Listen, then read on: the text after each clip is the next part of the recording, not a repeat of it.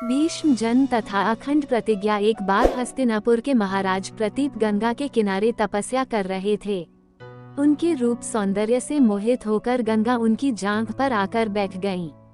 गंगा ने कहा, हे राजन, मैं ऋषि की पुत्री गंगा हूँ और आपसे विवाह करने आपके पास आई हूँ। इस पर महाराज प्रतीप बोले, गंगे, तुम मेरी दाहिनी जांघ पर बैठी हो। पत्नी को तो वामांगी होना चाहिए, दाहिनी जांघ तो पुत्र का प्रतीक है, अतः मैं तुम्हें अपनी पुत्रवधू के रूप में स्वीकार करता हूँ। यह सुनकर गंगा वहाँ से चली गयीं। अब महाराज प्रतीप ने पुत्र प्राप्ति के लिए घोर तप करना आरंभ कर दिया। उनके तप के फलस्वरूप उन्हें पुत्र की प्राप्ति हुई, जिसका नाम उन्होंने शांतनु रखा। शांतनु के युवा होने पर उसे गंगा के साथ विवाह करने का आदेश देकर महाराज प्रतीप स्वर्ग चले गए। पिता के आदेश का पालन करने के लिए शांतनु ने गंगा के पास जाकर उनसे विवाह करने के लिए निवेदन किया। गंगा बोली, राजन, मैं आपके साथ विवाह तो कर सकती हूँ, किंतु आपको वचन देना होगा कि आप मेरे किसी भी कार्य में हस्तक्षेप नहीं करेंगे। शांतनु ने गंगा के कहे अनुसार वचन देकर उनसे विवाह कर लिया। गंगा के गर्भ से महाराज शांतनु के 8 पुत्र हुए, जिनमें से 7 को गंगा ने गंगा नदी में ले जाकर बहा दिया और अपने दिए हुए वचन में बंधे होने के कारण महाराज शांतनु कुछ बोल न सके।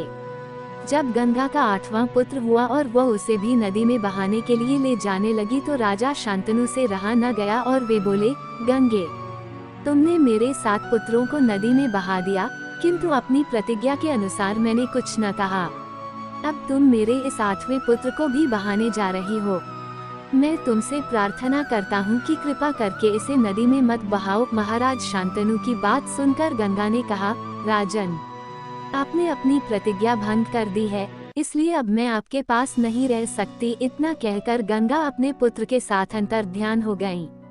तत्पश्चात महाराज शांतनु ने 36 वर्ष ब्रह्मचर्य व्रत धारण करके व्यतीत कर दिए। फिर एक दिन उन्होंने गंगा के किनारे जाकर गंगा से कहा, गंगे, आज मेरी इच्छा उस बालक को देखने की हो रही है जिसे तुम अपने साथ ले गई थी।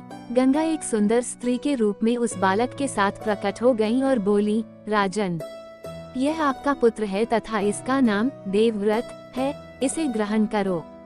यह पराक्रमी होने के साथ विद्वान भी होगा।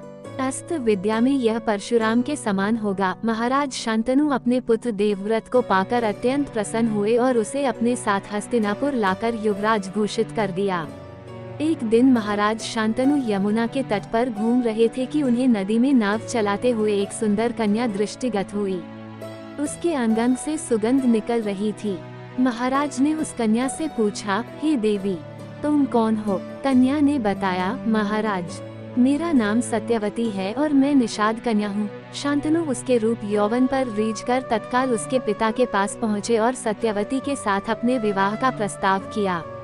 इस पर निषाद बोला, राजन, मुझे अपनी कन्या का आपके साथ विवाह करने में कोई आपत्ति नहीं है, परंतु आपको मेरी कन्या के गर्भ से उत्पन्न पुत्र को ही अपने राज्य का उत्तराधिकारी बनाना होगा। निषाद के इन वचनों को सुनकर महाराज शांतनु चुपचाप हस्तिनापुर लौट आए।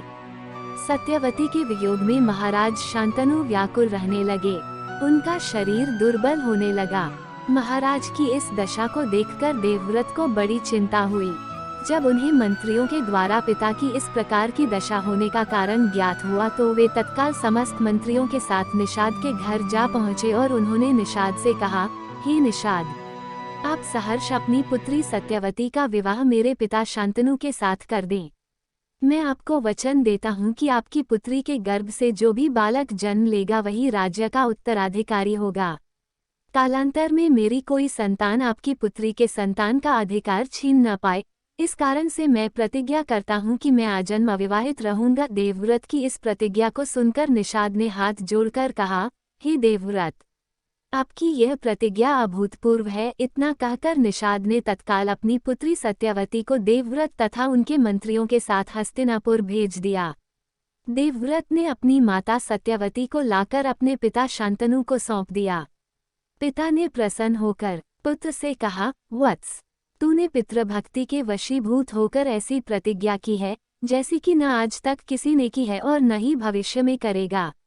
मैं तुझे वरदान देता हूँ कि तेरी मृत्यु तेरी इच्छा से ही होगी।